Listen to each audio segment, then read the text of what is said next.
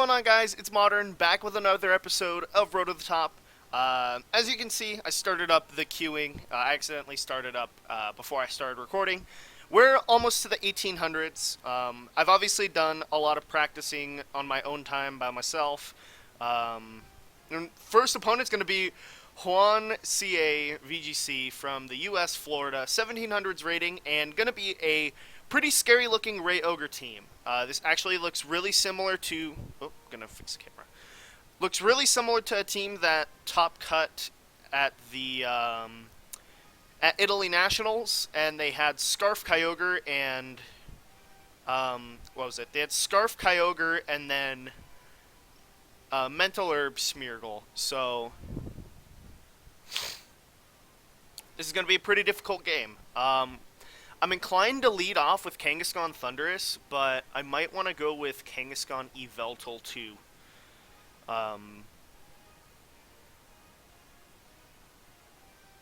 Quite honestly, I might just lead off with Kangaskhan and Cresselia, I think, maybe? I don't know, because if they are the Scarfed Kyogre like we're thinking, then that could cause us a lot of issues.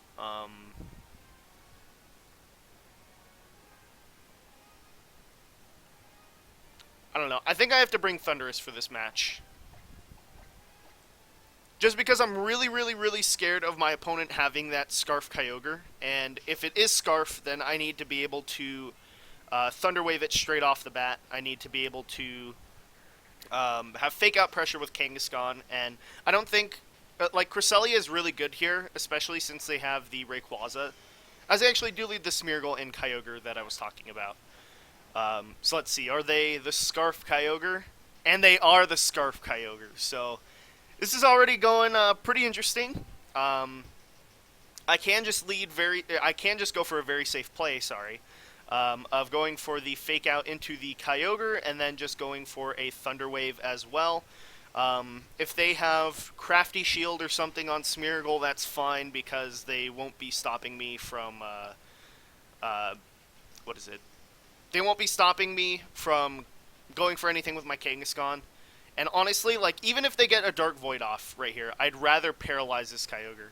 As I actually do have Crafty Shield, so that's pretty interesting. I'm completely fine with that, though, because now I know, like, for 100% fact, my Pokemon can survive Water Spout here.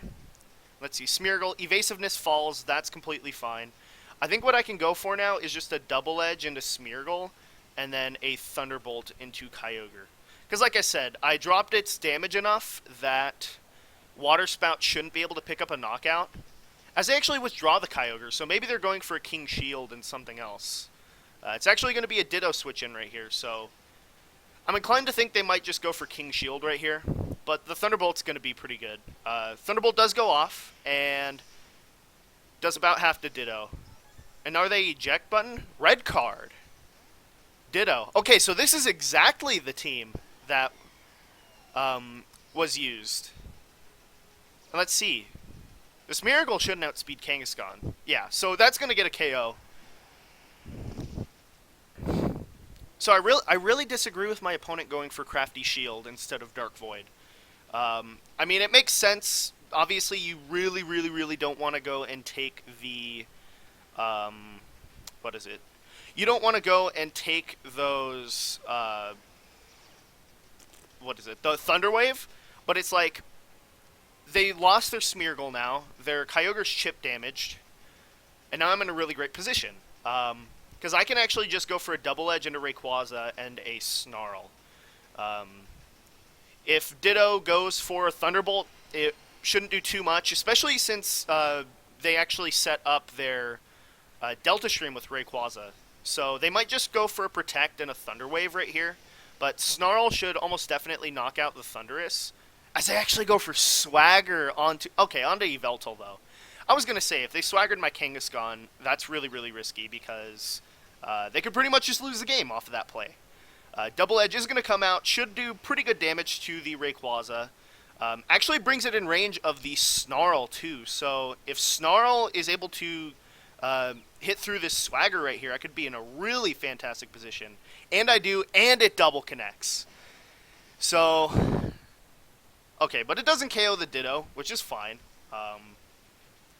But now I think I can just double Sucker Punch this Kyogre. And then, since he swaggered me, I assume he's going to swagger the Kangaskhan as well. I should be in a really good position. And actually, now that I think about it, I think I can just go for a Sucker Punch with Yveltal, and then... I don't know. I think I just want a double Sucker Punch here.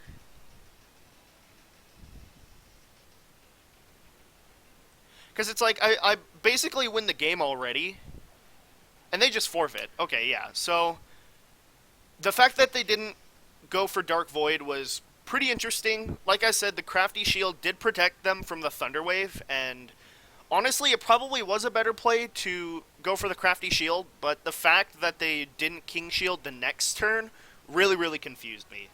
And also just the fact that, like... I don't know. I think they should have just attacked that turn because they put themselves in a really bad position. But yeah, now we're going to be in the 1800s for sure. And let's see if we can keep that up. Okay. But yeah, definitely a really interesting first game. Okay, 1807. So let's see if we can keep this up.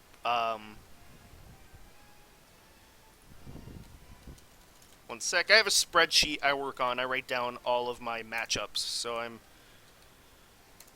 writing that down right now.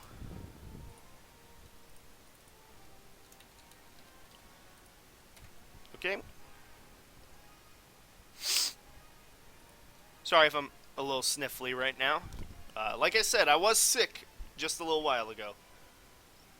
And actually, one moment.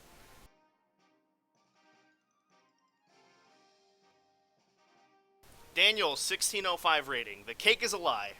And they're going to be using Xerneas Groudon, which is pretty standard. Although they don't actually have the Smeargle, which makes me pretty happy. I'm inclined just to lead, or actually just to go with my complete super standard setup. The fact that they don't have Smeargle is really good for me. I assume they're going to lead Salamence or Kangaskhan plus their Xerneas. If they lead with the Togekiss, I think that's a little bit risky because if I led Thundurus, then they'd be in a really bad position. But I don't know. We could probably see the Togekiss come out for a lead, I guess. It just makes them really weak to Thundurus, which I don't think they would go for. If they lead Kangaskhan Xerneas, I'm most likely just going to fake out their Kangaskhan and go for a Snarl. The reason being is that I would rather have their Xerneas set up with a Geomancy than their Kangaskhan set up with a Power-Up Punch. Just because Xerneas at +2 isn't really... like, it does 75% or something to Cresselia, but it's not going to pick up the knockout, whereas a +2 Kangaskhan would. Let's see. Xerneas and Togekiss. So they actually do go for that lead, which is pretty interesting. Like I said, though, I'm completely fine with that. I can freely just go for the Fake Out onto Xerneas and a Snarl. I don't know, because I want to stop the Xerneas from setting up, but if the Togekiss has Thunder Wave, that could put me in a bind. But yeah, I think I'm just going to Fake Out and Snarl. If they have Thunder Wave, I'm going to be at the mercy of hacks, but I don't think they would go for that. At the very least, I think they might just Protect and Tailwind or something. As Xerneas actually does Protect, I wouldn't be surprised to see the Togekiss Protect here too, but yeah, no, it just protects. So that's completely fine. I can just go for a Double Edge and a Snarl. I lose absolutely nothing by going for Double Edge and a Snarl. Snarl means that Xerneas can't KO my Kangaskhan after the Double Edge recoil.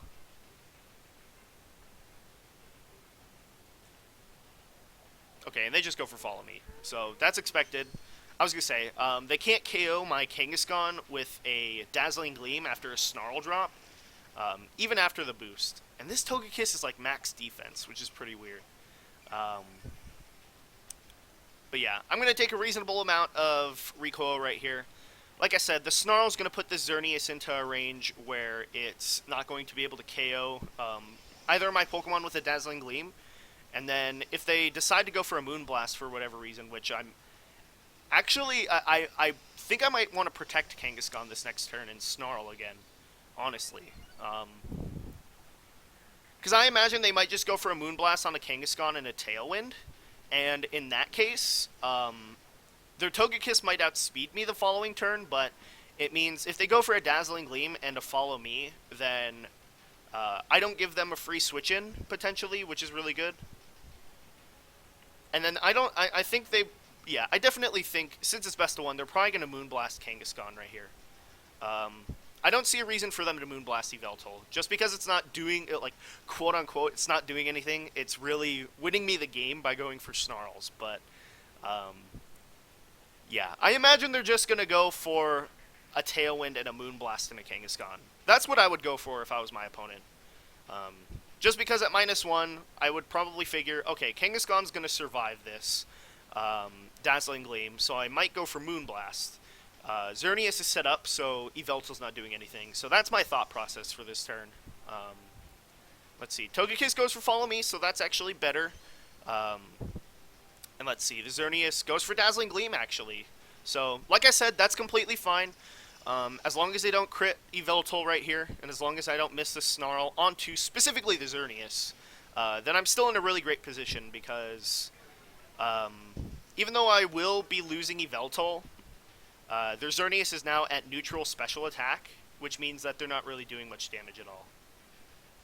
And yeah, I can just go for the Double Edge and another Snarl. If they go for Follow Me, that's fine. I would rather attack into Togekiss Protect this turn, just so they don't set up Tailwind. And then from there, I will be able to actually set up Trick Room and I think just sweep through their team. I'm a little bit surprised that they actually didn't go for the Moonblast play, though. But I guess it was a little bit all-in. Some players are opting to run Fake Out and Protect Kangaskhan now, which it's a pretty interesting shift in the metagame. They don't go for Follow Me, so like I said, they might have been going for the Tailwind right here. But I will pick up a knockout onto the Togekiss with a Double Edge right here, almost for sure. I'm pretty sure. Yeah, okay. And yeah, now I'm still in a very great position. I can just bring out Cresselia, and I can probably just go for a Protect and a Trick Room. If my opponent power-up punches, that could put me in a bad position, but it really doesn't matter at this point. If they don't Fake Out, then I get the Trick Room up.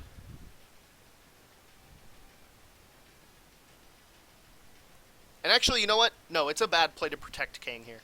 I should almost definitely go for a Sucker Punch and a Kangaskhan, I think.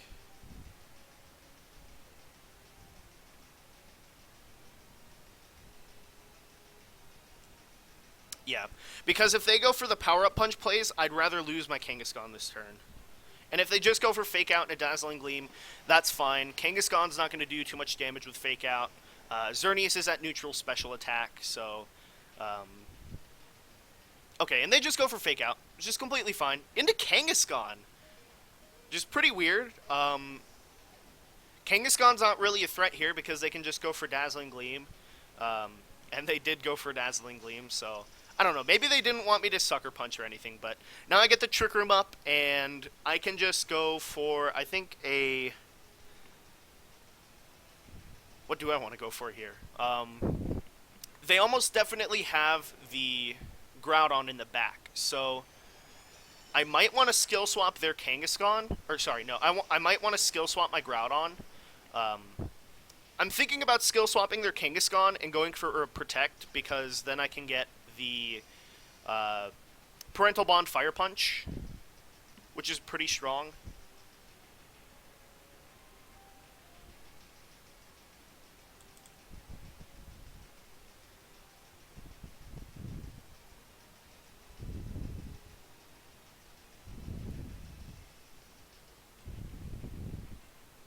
So yeah, I'm going to go for that play. Because their Kangaskhan's the biggest threat right here. It's going to be their Kangaskhan and then their Groudon on their side. But I need to be able to KO this Kangaskhan in one turn, I think. And skill swapping will allow me to do that. Alternatively, I could have gone for a skill swap onto their Kangaskhan and then what is it? A skill swap onto their Kangaskhan and then a Fire Punch, and then the next turn Gravity Precipice Blades, but I'd rather not, like, threaten my own chances of winning right here. They actually go for a Double Edge into Groudon, which is completely fine on my part. I'm actually just, like I said, I'm going to go for a Fire Punch into the Kangaskhan, and then I guess I can just go for a Ice Beam onto, or no, a Skill Swap, sorry, Skill Swap my Groudon.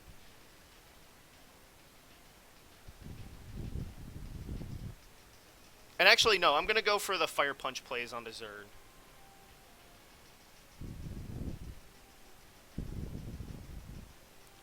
Because their Kangaskhan isn't that big of a threat. They actually switch out Xerneas into Groudon. That's surprising. That's honestly surprising. Because if I just KO'd the Kangaskhan this turn, they pretty much lost. You know what, now that I think about it, there's probably no reason for me to go for the Fire Punch play right here. At least, like, at the very least, I might be able to go for a Gravity and a Precipice Blades this next turn. And I do get damage off onto their Groudon, which should put it into range of Precipice Blades, actually, now that I think about it. Yeah, definitely. That was a crit. But yeah, now I can actually go for Precipice Blades and a Gravity. Kangaskhan goes for Double Edge, unless they crit. And they didn't crit, thank God. They shouldn't be doing too much damage.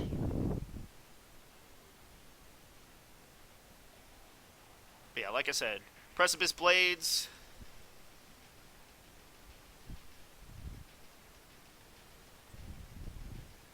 Gravity. Unless they're min speed Groudon, they can't really do anything here. And it's, again, another position where unless my opponent critical hits a Double Edge or something, then I basically win out here. I mean, there is some potential they could, like, crit me with a Sucker Punch or something, but I have a Parental Bond Groudon, and yeah, I have a Parental Bond Groudon, and they actually don't even protect, so if they don't have a min-speed Groudon, they almost surely lose here. Okay. So yeah, that brings Kangaskhan really, really low. Double Edge. Yeah, they're just going to Double Edge Groudon, but yeah, it doesn't do that much damage. They recoil damage themselves. And it's yet again a position where I can actually just go for a... Actually, I'm going to Fire Punch the Zern and Ice Beam. Can Ice Beam KO Kangaskhan? That's the question here. Because Cresselia is not going to win one-on-one against this Xerneas if it sets up. If Ice Beam can KO Kangaskhan here, I want to Ice Beam the Kang. I think I'm going to risk that too. Like, I think they have to go for a Sucker Punch here anyways.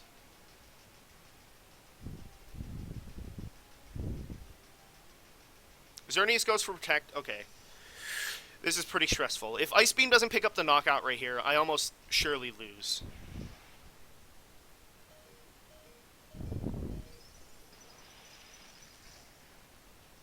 Okay, thank God, and it does. So that's honestly what I was playing for in the endgame. I wanted their Kangaskhan to not be able to really do anything. I needed to put them in a hopeless position.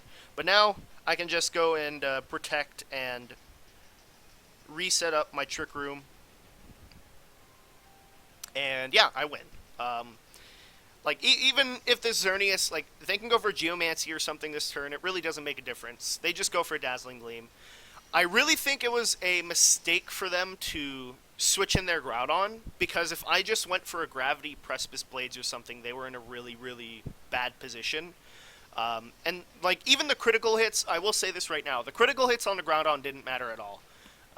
Unless they are, like, a super bulky Groudon, like max HP and a bit of defense investment, then regular Parental Bond, note that, Fire Punch, would normally pick up the knockout. And now we actually get to go for a cool play. We get to go for the Precipice Blades combo right here. Parental Bond, Precipice Blades, yeah, pretty strong. Uh, oh, and gravity's actually up already?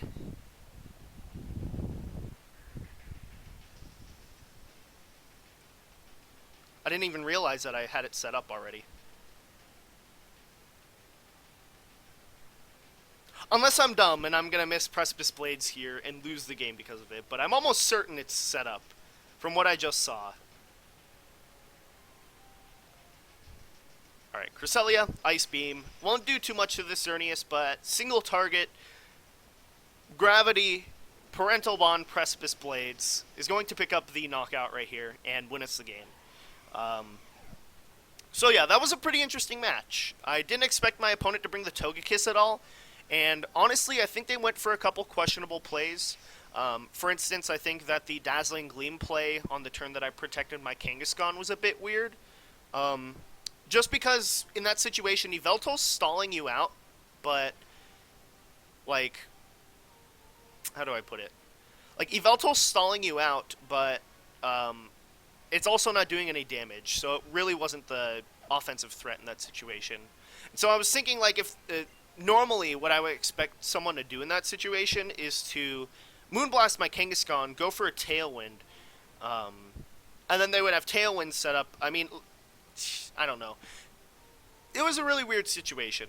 I didn't expect my opponent to bring the Togekiss that match at all. I honestly thought they would just go Kangaskhan and Xerneas, but the match still ended up fine. I ended up putting the match in my favor in the endgame, and even though they did make a few like really questionable plays, like switching in their Groudon on the turn that I skill swapped Parental Bond onto myself, just because that put them in a position where they could actually lose their Groudon the next turn. But yeah, we ended up taking the game.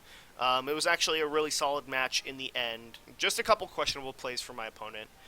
And we actually made it into the 1800s now. So we're actually, I believe, in the top 10 or top 5 in the US for Battle Spot. So yeah, that puts us in a good position. Hopefully our road to the 1900s will be pretty smooth. Hopefully no like big hacks games like we've had in the past. As usual, guys, if you enjoyed this episode, please go leave a like. It helps me out a lot with my channel, makes it so much more worth doing this. And if you want to keep up with all of my content as we head towards Nationals and Worlds, make sure to go and check out my social media and hit subscribe. I'm ModernGamer, and thanks for watching.